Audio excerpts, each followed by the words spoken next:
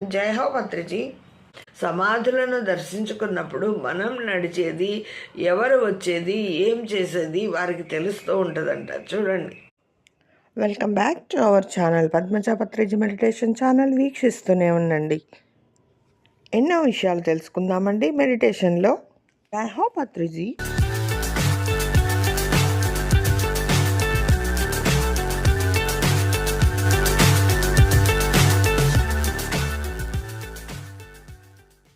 మనం కడతాలకు వెళ్తాం, శక్తి స్థలకి వెళ్తాం, ధ్యానం చేస్తాం. ఇవన్నీ కూడా ఆయన ఆత్మకు తెలుస్తూనే ఉంటాయి. పత్రిజీ గారికి, అలాగే నందవరంలో గురువు గారికి, శ్రీ సదానంద యోగి గారికి, ఎవరైనా సరే, బ్రహ్మం గారు కానీ, రాఘవేంద్ర స్వామి కానీ, వీళ్ళంతా జీవ సమాధులు అయ్యారు కదా వీళ్ళిద్దరూ. మరి వాళ్ళకి తెలుస్తూనే ఉంటుంది, అన్నీ వింటారు, అన్నీ చూస్తారు. యోగుల సమాధులు సందర్శించి ధ్యానం చేస్తే చాలా శక్తిని పొందవచ్చు. సాధన ద్వారా వారి స్థితి త్వరగా మారి పెరిగి ఉన్నత స్థితికి చేరుకుంటారు. జీవ సమాధులు ఉన్న ప్రాంతం చుట్టుపక్కల 2 నుంచి 4 కిలోమీటర్ల వరకు ఆ శక్తి ప్రకంపనలు వ్యాపించి ఉంటాయి.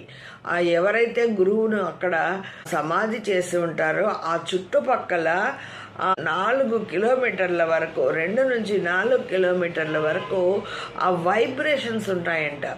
అక్కడ ఎవరైతే గురువును పాతిపెట్టారో ఆ గురువు యొక్క చైతన్య శక్తి వైబ్రేషన్స్ రూపంలో శక్తి ప్రకంపనలు వ్యాపించి ఉంటాయి.